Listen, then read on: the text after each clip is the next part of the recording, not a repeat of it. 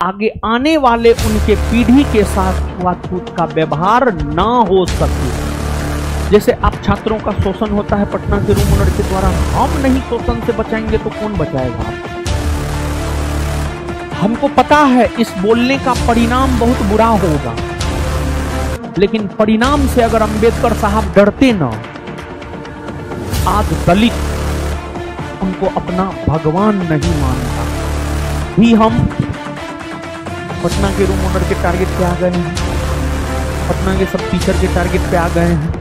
समझिए, आपका हक और अधिकार दिलाएंगे। मेरा ये प्रयास रहेगा कि पटना में ना शिक्षकों के द्वारा और ना रूम ओनरों के द्वारा आपका शोषण, ये हम सोचे। जब आपने हमें पहचान किया है तो आपके हक और अधिकार के लिए हम नहीं लड़ाई लड़ेंगे तो कौन लड़ेगा? सब तो चुप ही है।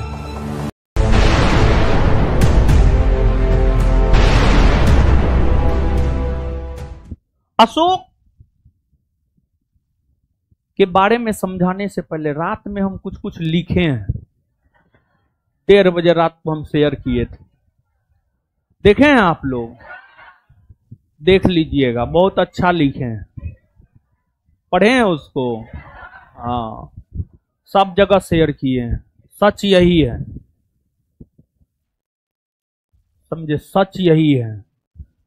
दाल काला नहीं है, पूरा दाले काला है, समझे? तो अंबेडकर साहब क्यों महान है जानते हैं? अंबेडकर साहब जब अपने कालखंड में थे तो अंबेडकर साहब का विरोध होता था। जब वो अपना विचार रखते थे तो अंबेडकर साहब का विरोध होता था। अंबेडकर साहब का महात्मा गांधी के साथ जो है हमेशा विवाद रहता था। लेकिन इतिहास के पन्नों में आज अंबेडकर साहब जिंदा हैं अपने विचारों की वजह से। अंबेडकर साहब मेरे दृष्टिकोण में इसलिए महान हैं क्योंकि दलितों और पिछड़ों के साथ जो छुआछूत का व्यवहार होता था, पिछड़ों के साथ, दलितों के साथ, अंबेडकर साहब दलित थे, उनके साथ जो छुआछूत का व्यवहार हुआ, उन्होंने भारत के संविधान में ऐसा प्रावधान कर दिया कि आगे आने वाले उनके पीढ़ी के साथ छुआछूत का व्यवहार ना हो सके। ऐसा प्रावधान अंबेडकर साहब ने संविधान में कर दिया। इसी वजह से अंबेडकर साहब महान हैं, समझे? तो अगर जैसे आप छात्रों का शोषण होता है पटना के रूम ओनर के द्वारा, हम नहीं शोषण से बचाएंगे तो कौन बचाएगा आपको? आपका कोई बोर्ड अगर शोषण करेगा, आपके साथ जाति करेगा, आपके भविष्य के साथ खिलवाड़ करेगा, तो हम नहीं बोलेंगे तो कौन बोलेगा? हमको पता है इस बोलने का परिणाम बहुत बुरा होगा, हमको पता है, लेकिन परिणाम से अगर अंबेडकर साहब डरते ना, आज दलित उनको अपना भगवान नहीं मानता। तो परिणाम से हम भी नहीं डरने वाले। और जब हम पटना के रूम ओनर के बारे में आजकल में कुछ बोले हैं,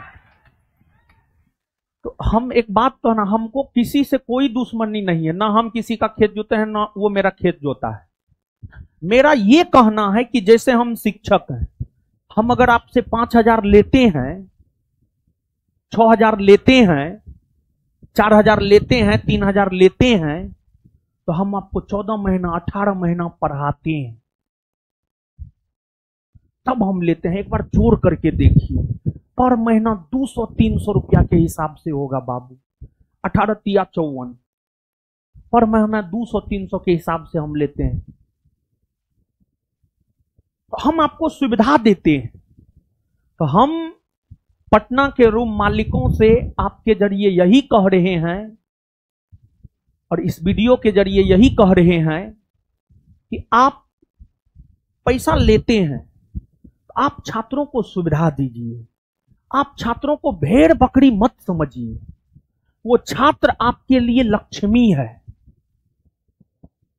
और जो लक्ष्मी का सम्मान नहीं करता है, ठीक है कुछ दिन तो आपके पास रहेगा, लेकिन उस लक्ष्मी के हाथ से जाते समय भी नहीं लगेगा। तो सम्मान कीजिए छात्रों का। छात्रों को भेड़ बकरी मत समझिए, उसको सुविधा दीजिए। जो रूम रेंट लेते हैं उस एवज में जो सुविधा होता है, कम से कम एक मानव होने के नाते जो सुविधा होता है वो तो मिलना चाहिए। भारत इतना सुंदर देश है और हमारा संविधान इतना सुंदर है। जो अपराधी होता है, जो जेल में बंद होता है, उसको भी अच्छा खाना, रहने के लिए सोना मिलता है। तो हम तो आपको पे कर रहे हैं, तो आप हमें क्यों नहीं दीजिएगा? आपको एकदम देना चाहिए। हमको आपसे कोई दुश्मनी नहीं है। बहुत रूम ओनर जो है फोन ऑन किया कि आंदोलन सर मत कीजिए, रोड पे मत उतरिए। हम एकदम रोड पे नहीं उतरेंगे, लेकिन आप छात्रों को सुविधा दीजिए। लेकिन अगर आप छात्रों को सुविधा नहीं दीजिएगा तो हम जरूर रोड पे उतरेंगे, चाहे उसका परिणाम जो भी हो। अभी हम पटना के रूम ओनर के टारगेट पे आ गए हैं, पटना के सब टीचर के टारगेट पे आ गए हैं, समझ गए। और पूरे एजुकेशन सिस्टम को के टारगेट पर अभी हम आ गए हैं। खैर, उससे हमको कोई डर नहीं। अगर अंबेडकर साहब परिणाम सोचते तो आज वो अपने अगली पीढ़ियों को अधिकार नहीं दिला पाते, तो हम भी परिणाम नहीं सोचेंगे। मेरा ये मानना है कि रात में हम यही सोच रहे थे। रात में 9 बजे ऑफिस से ही घर चले गए थे, 10 बजे तक फ्रेश हो गए, 10:30 बजे तक खाना खा लिए, उसके बाद पढ़ने के लिए बैठे। तो एक विद्यार्थी का कुछ इमोशनल मैसेज आ गया बीपीएससी को लेकर। तो फिर हम उसी पर 1:30-2 बजे रात तक सोचे। 1:30 बजे तक तो हम मैसेज किए, हमको लगता है, समझ गए। तो उसी पे सोचे हैं और हम ये सोचे हैं कि परिणाम जो भी हो, हम आपके हक और अधिकार की लड़ाई में हम आपको आपका हक और अधिकार दिलाएंगे। मेरा ये प्रयास रहेगा कि पटना में ना शिक्षकों के द्वारा और ना रूम ओनरों के द्वारा आपका शोषण हो, ये हम सोचे हैं। भले इसमें कुछ लोग हमारे साथ खड़ा होंगे, कुछ लोग हमारे विरोध में भी खड़ा होंगे। अंबेडकर साहब के विरोध में भी बहुत सारे लोग थे, गांधी जी के विरोध में भी बहुत सारे लोग थे, जवाहरलाल नेहरू के विरोध में भी बहुत सारे लोग थे। लेकिन अगर वे चंद विरोध को देखते हुए अपनी आवाज पीड़ितों के लिए, शोषितों के लिए बुलंद नहीं करते, तो आज हम इतिहास में उनको नहीं पढ़ रहे होते। तो बिना परिणाम का चिंता किए हुए हम आपके साथ हैं और हम आपको पूरा अधिकार दिलवाएंगे। ये नहीं कि चेहरा किसी और का दिखा दिए, पढ़ा किसी और से रहे हैं। चेहरा दिखा दिए कोटा के टीचर का, पढ़ा रहे हैं ऐसे एड़ा गेड़ा से, समझ गए। तो ये तो हम नहीं होने देंगे जब तक हम जिंदा हैं।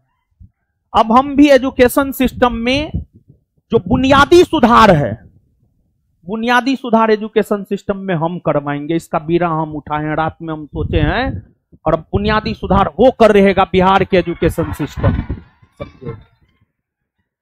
चाहे इसके लिए हमको जो करना पड़े, हमारे घर पे ईडी का रेड पड़े, सीबीआई का रेड पड़े, आईटी का रेड पड़े, या पुलिस दबिश डाले, हमको कोई फर्क नहीं पड़ता है। क्या भगत सिंह जेल नहीं गए? तो क्या वे गलत थे? क्या जवाहरलाल नेहरू जेल नहीं गए? क्या महात्मा गांधी जेल नहीं गए? क्या वो गलत थे? कदापि गलत नहीं थे। तो हम, अरे आज हमारी पहचान आपसे है, हमारी पहचान आपसे है। आपने हमें एक पहचान दिया है समाज में। आज लोग हमको जानता है, जहां जानते हैं वहां पर बोलता है कि यहां ज्ञान बिंदु के रोशन आनंद है। तो आपने हमें पहचान दिया है। तो जब आपने हमें पहचान दिया है, तो आपके हक और अधिकार के लिए हम नहीं लड़ाई लड़ेंगे तो कौन लड़ेगा? सब तो चुप ही है। कोई तो एक आगे बढ़ेगा, किसी एक को तो बोलना होगा, किसी एक को तो जेल जाना होगा। हम सब चीज के लिए तैयार हैं। बस आप लोग से एक रिक्वेस्ट है, आप लोग से सिर्फ एक रिक्वेस्ट है कि आप लोग सिर्फ पढ़िए। सिर्फ क्लास में जो देते हैं, आप किसी भी अपने अच्छे सीनियर को जिसका जॉब लग गया, उसको आप कोचिंग का स्टडी मटेरियल दिखाइए, उसको आप अपना कॉपी दिखाइए। एकदम कहेगा टू दी पॉइंट। हम बस यही कहेंगे, आप पढ़िए, आप पढ़िए, आप मेहनत कीजिए, आप रिवीजन कीजिए, और जरूरी है, जरूरी है। समझ गए? अब हम लोग आते हैं, पढ़ते हैं।